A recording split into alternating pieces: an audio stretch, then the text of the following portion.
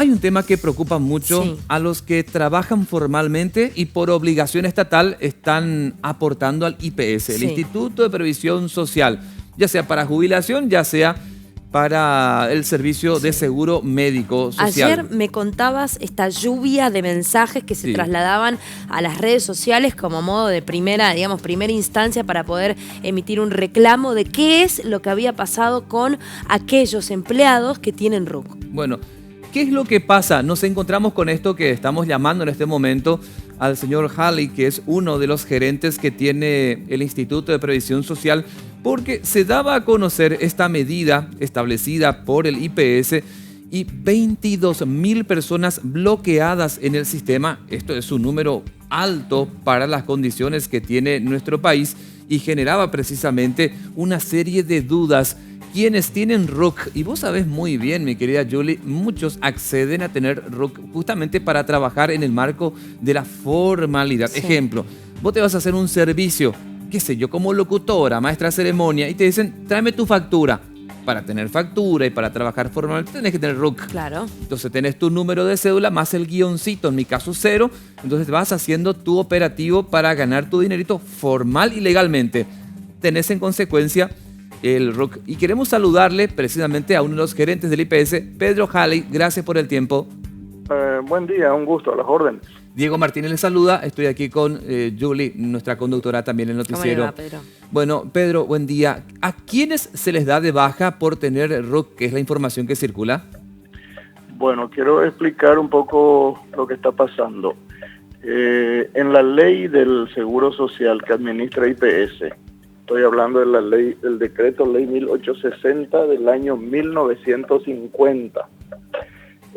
Hay una cláusula, un artículo, el 34, que dice que el asegurado familiar puede estar inscrito en el IPS, puede ser inscrito cuando cuando depende económicamente del titular. Sí.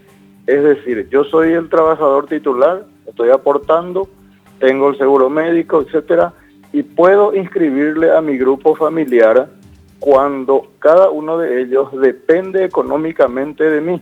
Y ese artículo dice también, ubicate en 1950, dice también, y viven conmigo. Sí. ¿Qué es lo que el IPS hace habitualmente? Hace un cruzamiento de datos con la Secretaría de Estado de Tributación o con otras cajas jubilatorias a efectos de ver si ese familiar que está inscrito como asegurado familiar tiene ingresos económicos o no, porque si tiene, quiere decir que no depende económicamente de mí. ¿Qué es lo que ha ocurrido ahora? Que se hizo un cruzamiento y se encontró que 24.000 personas estaban inscritas como familiares en el Seguro Social, pero o tenían trabajo propio, o tenían jubilaciones con ingresos altos, o tenían RUC, lo cual implica que tienen actividad económica propia. Al hacer ese cruzamiento se depura la lista de familiares, eso se hace habitualmente, y bueno, y se excluye a aquellos que no se ajustan a la ley. Claro, o sea, lo que se evita aquí, Pedro, es de alguna manera un doble beneficio innecesario.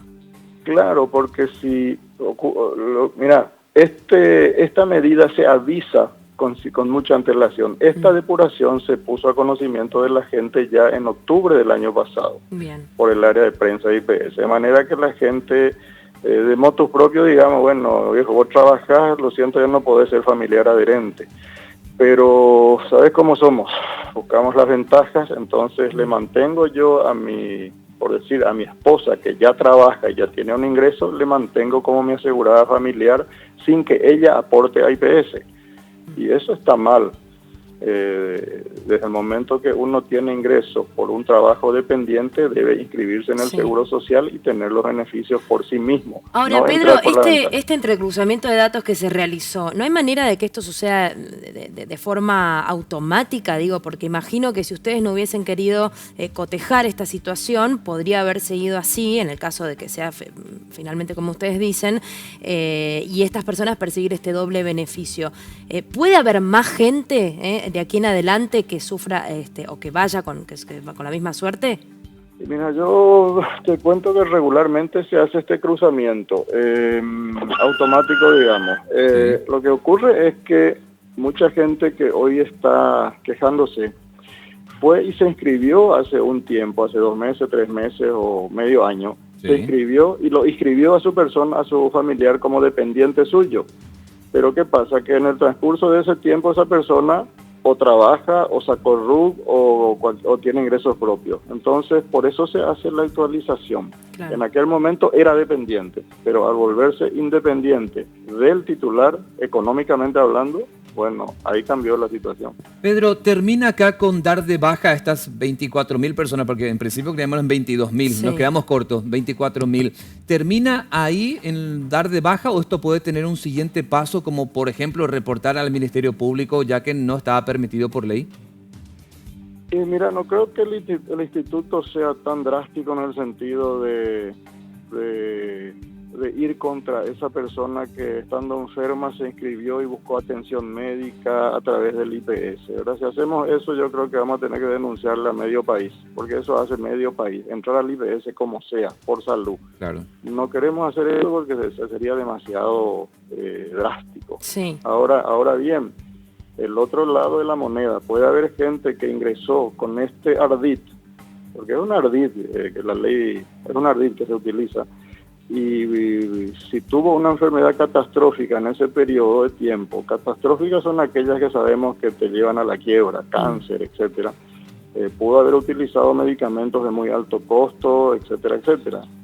Ahí yo creo que se va a analizar puntualmente la situación a ver si se pide la devolución de esos gastos. Pedro, ahora, algo vinculado quizás que también en los últimos meses se analizaba, era que justamente mucha gente como dependiente, como trabajadora, a veces de algunas familias ingresaban como asegurada, pero ustedes comprobaban que nunca trabajaba para esa empresa porque lo que pretendía era conseguir el seguro y así también de pronto poder adquirir medicamentos costosos por alguna enfermedad. En los últimos meses, ¿lograron detectar más ese tipo de casos? Muchísimos. Desde la época de Benigno López, en que empezamos a verificar estas situaciones que le llamamos seguros de favor, se excluyeron de la nómina de asegurados a mucha gente y en muchos casos se demandó al empleador. Ahí sí hubo alguna denuncia por fiscalía, por la dirección jurídica, y se demandó al empleador por haber incluido a una persona que no trabajaba luego para él en la planilla de aportes.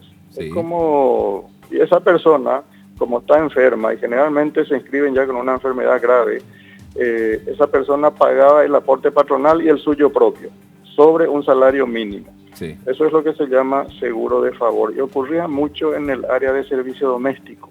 El IPS ofrece un plan de, o sea, no es que ofrece, la ley establece, o el seguro social del trabajador doméstico, que hasta septiembre del año pasado tenía una base de cotización muy baja.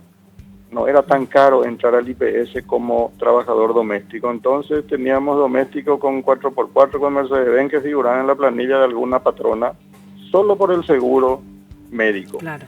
Al detectarse eso no podemos dejar de sacarle.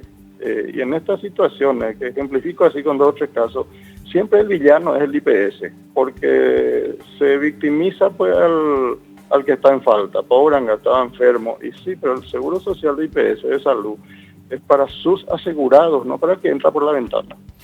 Pedro, agradecemos tu tiempo, te enviamos un abrazo.